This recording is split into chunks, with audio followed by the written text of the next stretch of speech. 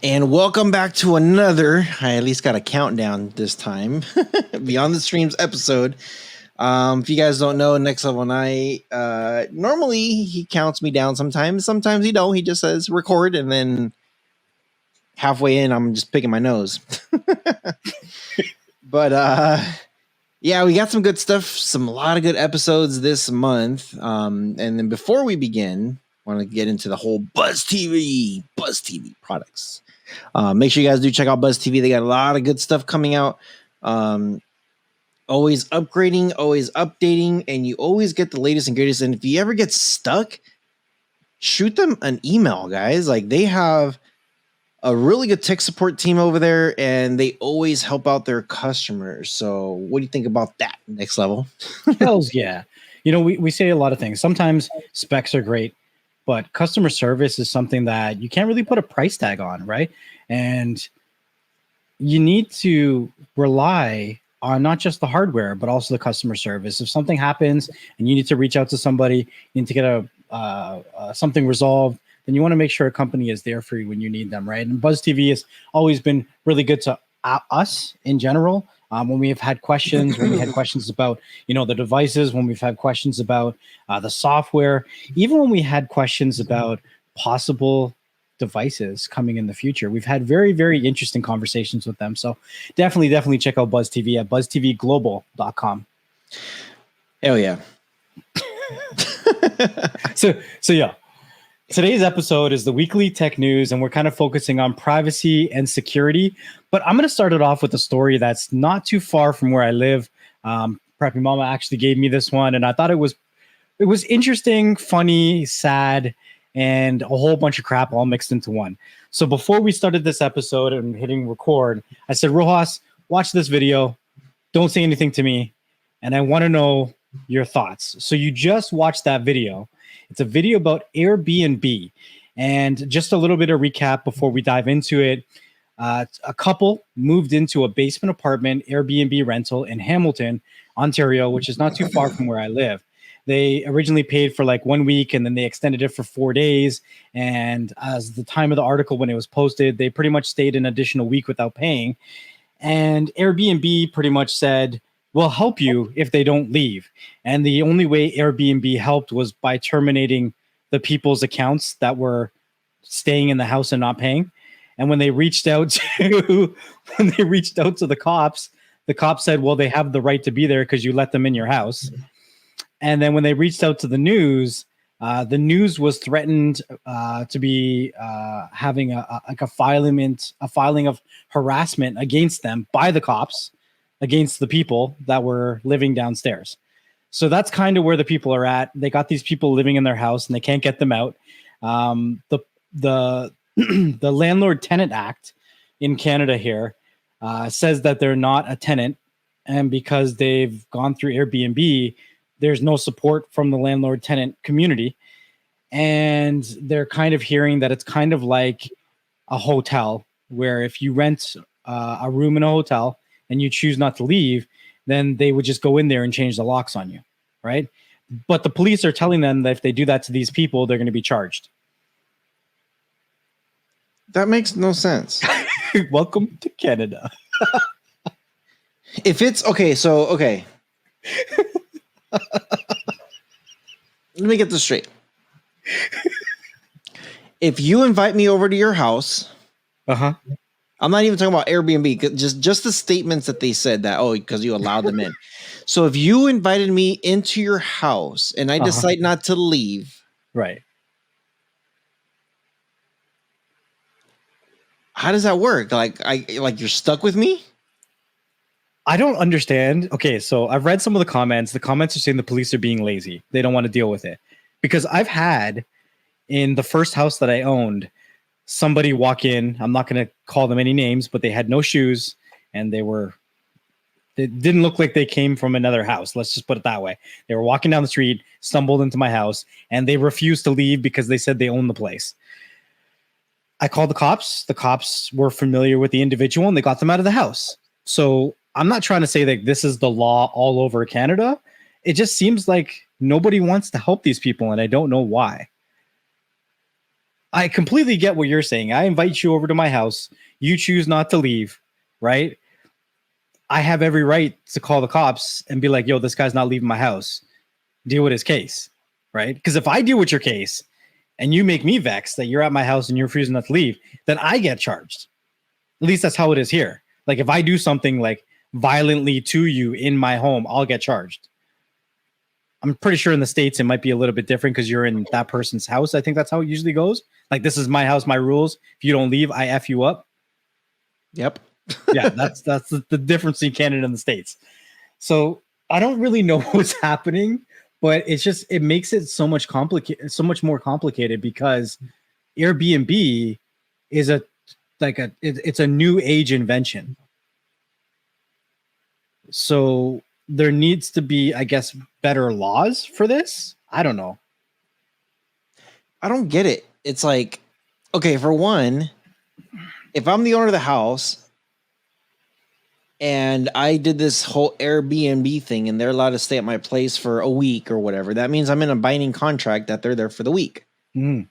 They should pay though, like before, like it's kind of like, like you book a hotel room, you typically pay in advance. Yeah. So for them to be able to stay there longer and not pay doesn't make sense. It would have been like, no, you could stay there longer, but make sure you go to the app, pay for those days so it blocks it out. But they refused. But if they refuse at that point, saying like, no, we're not paying, it's just, okay, then they can get out. At that point, I don't know how this would even go to court or how the cops would get involved in any sorts. If they don't get out of your house after the contract has been breached, it's trespassing, no? It's trespassing, yeah. So I don't know why the cops, and maybe, like you said, maybe they are being lazy or something. And here's the most important question. I didn't know Canada had cops. I thought you guys had like, I thought you guys had like mountaineers or whatever they're called. The RCMP, the Royal Canadian Mounted Police. Yeah. That's very, very rare that you ever see the RCMP. We have police all over the place. I'm confused. So we have, okay, I'm just going to throw it out there because most of the people listening are from America. Yes, we have police. We have city, like municipality police, and we also have provincial police. So, it's a little bit more serious when you see the OPP, which is the Ontario Provincial Police versus the municipality police. So, hey, are you down with OPP? Oh, you know me. That's where the song came from. It was in New York and Toronto beef, right? Yep. That's where the song came from. So, yeah, I thought it was a really interesting case. Just even going to the point where the local news came in to do a report, and then they were getting threats of being charged for harassment. And they were like, well, now we can't even talk about it. I don't know. That's nuts, dude. I don't know. I hope they get this thing figured out because this is just. But for Airbnb to be like, yeah, we got your back, and then just close the person's account and then not say anything, like, how do you have my back? You don't got my back. Get these people out of my damn house. Yeah, exactly. Like, am I gonna be recommending my friends to have Airbnb accounts if you ain't gonna represent me when people don't leave my house? Nope. Hells to the no. Yeah, I know. It's crazy. So, moving on to the next one, if my screen wants to work. Oh my God. Twitter has lost legal immunity for users' posts in India, the government argues. Over a failure to comply with the new rules, Twitter is now legally liable for content posted by its users in India after failing to comply with the country's new IT rules. The government said in a legal filing, as reported by both Reuters and TechCrunch, India's IT ministry argues in a filing with New Delhi's High Court that the social media firm has lost its legal immunity after failing to comply with new requirements imposed in May. Are they trying to say that anybody who posts in India on Twitter is actually liable? Like Twitter, the company, is liable? I thought that's what I heard too. What? What the hell? How do they? Wow. You know what? You know what's happening in India? So they are slowly becoming the new China. China. Everything about China back in the day, it used to be made in China, made in China, made in China. They used to take work over to China so that way they could, make more for less or cheaper. And what's happening, and then China became this whole, I don't know if you want to call it dictatorship, communism, or whatever it is, but there's a lot of things that they're blocked from the rest of the world. Like, it's just like, nope, we take care of our own. And you know what? It's just like any other place in the world. Some people there absolutely love it, and some people don't like it. Just like here in the States or in Canada, I'm pretty sure you got your people that love the country, and there's some people there that are just like, we have problems here, Yeah. And it's funny because there's people outside, like the United States, for example, that'd be like, oh my gosh, poor China. But the Chinese people they're just like, we're good, dude. We don't get out of here. Don't butt in. Look, India is slowly going in the same direction that China's going. Or that where China is, I guess. Like, there's a lot of stuff there that the jobs are now in India, that India is now starting to create a lot of stuff. They're taking over a lot of IT stuff. And if you haven't heard, like, just some of the articles that you read now, and even some episodes in the past, it seems like India is starting to ban more and more stuff. Well, more specifically, social media. They're controlling the outlets and what people can and can't say, right? Because that to me, this is exactly what it is. So it's almost like strong arming Twitter into what people in their country are allowed to say, right? And look, China, do they have Facebook? No. Do they have any of the the West society social media things? Nah, man. And even when their stuff tries to come here, it's a big deal. Privacy concerns and this concern and that concern, whatever. So I don't know. I think that instead of complying with India's ruling here, Twitter might just say, nah, man, if you're from India, you're not allowed to use our app. Because like, if I had to comply with this shit, that's too much compliance for my employees to regulate. Yeah. And see, that's what I'm saying. They're slowly doing what China's doing. They're blocking everybody from the world, and they're doing their own thing. And I don't know, man. It's just it's getting, I don't know. It's almost like everyone's just protecting their own borders. They're like, nope. You know what I mean? It's interesting. It's very interesting. It says, while social media platforms, including Twitter, often take down content in response of legal challenges, they are generally not legally liable for the content of its users' posts. Although the Indian government has claimed Twitter has lost its legal protection, experts have said that the final decision ultimately rests with India's court. Yeah, so F that. If I was Twitter, I'd be like, yo, I'm done. Why am I being held accountable for some dumbass down around the corner that's like using my platform as a soapbox, and you're gonna come at me? Like, nah, man, nah. You're gonna turn this is gonna turn Twitter into Facebook. You know how many times you see shit posted on Facebook and they're like, this is not factual, and then they remove it. Mm-hmm. Well, how do we even know what's factual, what's not? Like, half the stuff in the media, can we really believe that shit? Nope. Right? No hesitation. Nope. Like, no, we can't. So I don't know, man. This is too big brother for me. This needs to go away, and go away right now. Like, I think last month they were fighting with WhatsApp. This month they're fighting with Twitter. Next month, what? Snapchat? Like, weren't they doing like TikTok? They're banning TikTok and yeah. So it was TikTok, WhatsApp. Now it's Twitter.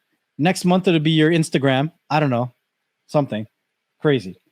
It's like never ending, man. So I don't know.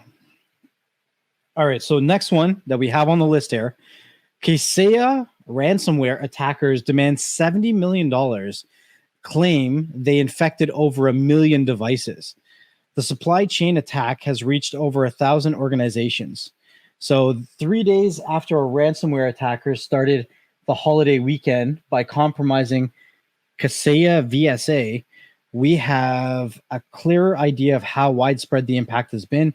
In a new ransom demand, the attackers claim to have compromised more than 1 million computers and demanded 7 million to decrypt the affected devices. Kaseya software is used by managed service providers to perform IT tasks remotely, but on July 2nd, the Russia-linked ReEvil ransomware group deployed a malicious software update exposing providers who use the platform and their clients. Revealed that the exploit is to breach. It appears that the exploit used for the breach was the same one discovered, and we're in the process of addressing when the attacker struck. We're already running a broad investigation into the backup system administration tooling and their vulnerabilities. One of the products have been investigating in the Kaseya VSA. We discovered severe vulnerabilities. It doesn't even tell me what are the vulnerabilities? What's going on? What's Kaseya? It's some IT software that lets organizations remote into computers. So like a team viewer. I think it's kind of like a team viewer. Is this only available in Russia, or is this because I've never heard of it here in the States? So there's a Kaseya.com. I'm going to their company, contact us, and they have a US, a UK, and a New Zealand office. They actually have quite a few. So it looks like Miami, Georgia. They have a few offices in the States. I've never heard of these guys, Kaseya. Trying to help you simplify IT management. So I guess they exploited some issues inside of Kaseya's software and then locked up 1 million computers because they were using those computers to remote in through Kaseya software. So everything that was connected with Kaseya got locked off, and They won $70 million, bro. That's crazy. $70 million, resulting in more than 350 further impacting organizations. This is pretty wide scale. A lot of people are using this software. I wonder if it's more big businesses that are using it. I think so. Maybe that's why I'm not familiar with it, because I'm just like, who is this Rudy Poo? I think they said they wanted Bitcoin too. Send it to me in Bitcoin. But even with last month when we had the pipeline hack, right? The pipeline hack proved that when these guys get Bitcoin through their illegitimate means, that there are ways of getting it back, because the US government was able to recover, I think, close to 85% of what was taken. Yeah, it wasn't 100%, but they still were able to recover a majority of it. And that's just because how it was paid out last month. The actual attackers took a certain percentage, and then the rest of the money went to the people that hired them. So it's just crazy things to look out for. So if you run a big business and you're using Kaseya, watch your shit, because it could be locked up and they could be coming after you for some Bitcoin. Faux life. So crazy stuff. Crazy stuff.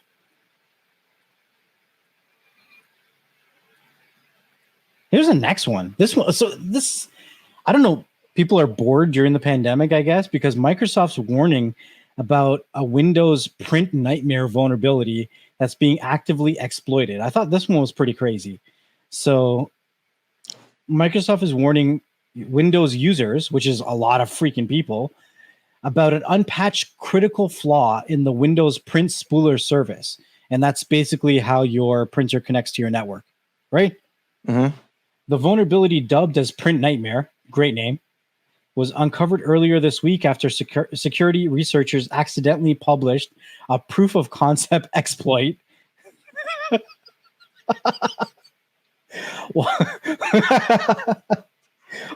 While Microsoft hasn't rated the vulnerability, it allows attackers to remotely execute code with system level privileges, which is critical and problematic as you can get into Windows through your printer and have full system admin controls. Wow. Freaking nuts. Oh my God. So, and you know, it worries me when I see articles like this, because recently on our live show, we talked about, what was it called? Amazon Sidewalk, Mm-hmm. right? So yes, maybe they have good intentions about how they use our network, but there could be opening up a lot of vulnerabilities.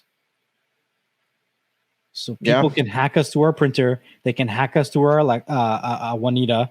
They can hack us through all these different devices that are connecting to the internet in our homes, and where you can become more and more vulnerable for it. And we are more reliant as a society on internet than anything else. Like, dude, my water could stop working, but if my internet goes down, what do I do with myself? You know, what's funny? It's so funny you say that, because you know, a lot of us do rely on like power and the internet and all that stuff. And, you know, here in California, you know, we're known to have like earthquakes and stuff and power outages and fires now. So I think it was sometime last year during freaking COVID, there was a power outage. And it was just like, what do we do? We got no power, no nothing. We pulled up some board games and we, you know, we kept ourselves entertained. So we're like, all right, cool. Then there was another time where we lost internet and we were watching a show. And it was just like, for whatever reason, we're just like, what do we do? We're like, what do we do? We didn't know. Before we were like, oh, let's pull out the board games. Let's go out for a run. Let's go do this. Like, we already went for a run. We already worked out. We already did our thing. We're just resting. And then it was at nighttime too. So it was like no internet. And it was just like, oh, now what? Do we go to sleep? What is sleep? It was literally like we didn't know what to do. And then afterwards I was thinking like, dude, I could have cast to the TV from my phone. We could have done all kinds of stuff, you know? Internet came back up pretty quick. So it was just kind of like, all right, I guess that wasn't too bad. But it's true. A lot of people don't know what to do if the internet goes down or if power goes down. Then what? What do you do? It's crazy, man. Like, I know for myself, I have a pretty big power bank that I keep charged up just in case. And then my two main computers, as well as my internet, are hooked up to UPS, so universal backup battery power supply things.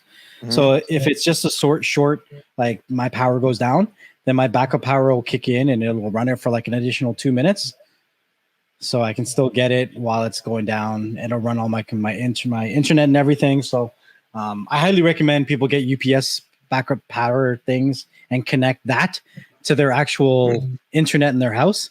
So if it's a short-term power outage, they still have internet. Like that's a really simple life hack. Like a lot of people will put these UPS systems on their computers, but forget their modems. Can't really do anything on these computers these days if you don't have the internet. So yeah, it's just crazy because as time goes on, and we talk about this all the time, companies are moving more and more to a cloud-based system versus you having anything locally stored. Anything. We're talking about music, video games, videos, TV shows, movies, even your documents. They're pushing you to things like Google Sheets. You store everything online. So you don't have access to the internet, you don't have a life. It's gone. Even our board games that we play are through mobile apps on our phones and stuff now. Like I have Monopoly on my phone that I play with Preppy, and it's great. Yeah, I hear you. It's you know it's funny because it's like you go camping and you're like, oh, I'm gonna go camping and unplug from the world and unplug from life and unplug from stuff, and then you get there like for me, for instance, I'm just like, hey, I brought a projector, I brought a Fire Stick. I'm gonna put this up on the thing. I brought board games and I brought all kinds of stuff, but was I able to watch a movie at nighttime when it got dark? Yep. Just went camping up to Big Bear. We ended up getting a cabin, and it was just one of those things where it was just like, hey, we're out here, we got a cabin. I brought my Fire Stick. They had Wi-Fi, plugged it in, and when we're literally just hanging out, watching some TV shows. Yo, that gave me an idea for a video. Like top 3 ways to legally download a movie. There you go. That'll probably get me a strike, even though it's legal. Yeah. All right. So the next one that I got on the list here, it kind of caught my eye, and I was like, what? So Facebook, because Facebook's always in there when we're talking about privacy and security, right? Facebook confirms that it's testing a new anti-extremist warning prompt. Facebook is testing prompts that will link users to an anti-extremism support and resources if the company believes the user knows someone who could be on the path to extremism. And what's Facebook going to do?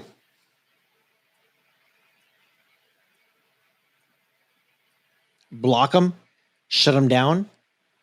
Larger work to assess ways to provide resources and support to people on Facebook who may have engaged with or exposed to extremism content or extremist content. Facebook says that it'll continue to remove extremist content that violates the rules. The company has had issues tracking down and removing similar content, even with groups it's actively tried to kick off the platform. So I don't understand how this is any different from people reporting anything on Facebook. Yeah. It's just Facebook making a public stance saying, if you're an extremist, we don't want you on our platform. Go on Trump's platform. Yeah, go over there. What is it called? Getter? I think his platform was called Getter, and it got hacked on day 1 or something like that. Did you hear about that? Okay, hold on. Let me go grab that article. 1 second. So he came out with a social media platform called Getter, and on day 1, it had 500,000 signups. Social media site launched on Sunday. Senior advisor to former U.S. President Donald Trump was briefly hacked, and more than 500,000 people have registered to use the site. Getter, a Twitter-style platform with posts and trending topics, has advertised itself on Google, Apple stores as a non-biased social network for people all over the world. The problem was detected and sealed in a matter of minutes, and all the intruder was able to accomplish was to change a few usernames. So Donald Trump's people started a Twitter called Getter, Gettr, and on day 1, it had 500,000 signups, and it got hacked. That's crazy. 500,000 signups is that's pretty good for day 1, no? Yeah, that's nuts. I think we were doing I think it was 2 weeks ago on our live show, we were doing a trending thing, and Getter was trending, and we're like, what is Getter? We didn't really know what it was. Oh yeah, that is right, huh? Right. So that's why it was trending. It was like it was going to launch, and it launched this weekend that just passed, and it it blew up in their face. So you shared one about Starlink that I was very interested. Where does that article go? That was hilarious. I skipped that article, didn't I? Yep. Oh my God, where is that article? I was like, that is hilarious. Oh my God. Okay, so the police gave a ticket to a driver for sticking a Starlink terminal on his car hood. Now, the first thing Rohas said when I sent this article to him was, what's Starlink? So for those of you who don't know, Starlink is Elon Musk's satellite-based internet providing service. It's ISP, right? So he's providing internet to a lot of people around the world that didn't have access to high-speed internet, and he's found a way by launching hundreds of satellites into orbit to get them decent latencies and decent speeds. Some people are getting between 50 to 100 megabytes a second with decent latencies that are able to stream and do everything else that a normal human being in the 21st century can do. So this person took the satellite dish for Starlink and secured it to the hood of his car. Oh, wait, hold on. Here's the kicker. In California. Of course. Why wouldn't it be in California? Oh, let me paint the picture even better. It was a Prius. Oh, God. Oh, but the way that it's stuck, if that thing flies off, that's going to cause damage. So if you guys don't know, like, what a terminal is, because people are probably wondering, like, what the hell's a terminal? It pretty much looks like a little mini satellite. It might be like like two palms, maybe like 2 and 2 this way, so maybe like 4 hands to make a little circle. And it looks like they hooked it up on the hood. Oh my God. So it's pretty much it's blocking your way to see the road. And it's so that way they can have internet. So hold on, check this out. Here's the conversation between the cop and the guy. Okay. Sir, I stopped you today for the visual obstruction on your hood. Does it not block you while driving? Yo, the officer is asking a reasonable question and he's being pretty nice about it. Like, so the guy responds, only when I make right turns. What an idiot. Oh. Well, sometimes, only when I'm going that way, but not this way. But right now, I'm going straight. So it says, yes, in fact, it's illegal to mount a satellite dish to the hood of your car, citing the state laws. In regards to view obstruction, it's usually mentioning things from hanging from your rearview mirror or poorly positioned GPS mounts. So I guess they're going to have to extend that one to satellites on your hood. How does that work if you have one of those? Have you seen those things that you put a thing on your dash and then it reflects it on the glass? You could still see through it, but isn't that a distraction too? Like, even if it's just your RPMs, if that's in front of you, but it's see-through, that's a distraction. So how does that work? Sure. They quoted an Elon Musk tweet from March 8th, and he said that he's not connecting Tesla cars to Starlink as our terminals are much too big. Maybe he needs to think about fastening it to the hood of the car.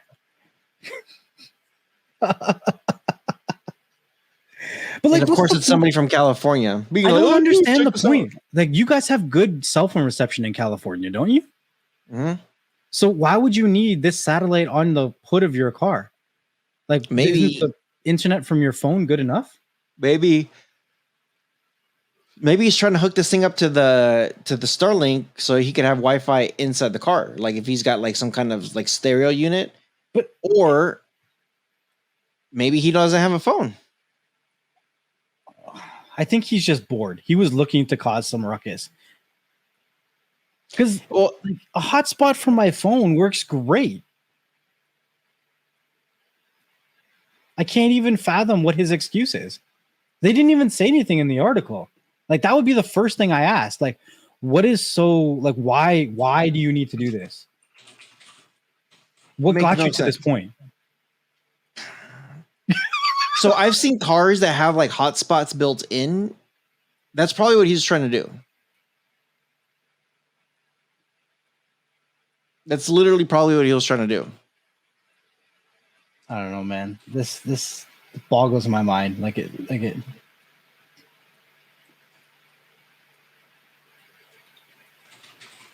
I don't. Okay, so this one's pretty funny. I hope you're ready for this one. A police officer admits to playing Taylor Swift to keep a video off YouTube. That's freaking smart. So he put on Taylor Swift in the background so whoever was recording him couldn't upload that video to YouTube. Wait, say that one more time. So somebody was recording him because he knew that they were going to try to put it on YouTube because all those videos go to YouTube. He put on Taylor Swift's music in the background. On his cell phone? Like, let's see. Yeah, I think on his cell phone. Yep. That's smart. He says, you can record all you want. I just know it can't be posted on YouTube. That's smart. That's pretty freaking smart. But what he doesn't realize is we can just turn off the audio track. Oh, yeah. But it depends on what's being recorded, right? Like if it's a physical altercation, then you don't need the audio track. But if it's like something to do with the audio, like the audio does play a big part in a lot of these police interactions. That's the best way to put it, I guess. But yeah, that's thinking on your feet. He has a video here. Deputy looking at the camera. I'm playing my music so you can't post this on YouTube. And it's on YouTube. See, the thing is, they could still post it. The thing is that they won't be monetized. Whoever's song that is, that's where the monetization is going to go to. Right. So they could still post it. Yeah, they could still post it. You got to be a little bit, I don't know, a little bit more tech savvier than thou. So basically saying if you're doing it for the money, it's going to Taylor. Yeah. It's going to Taylor.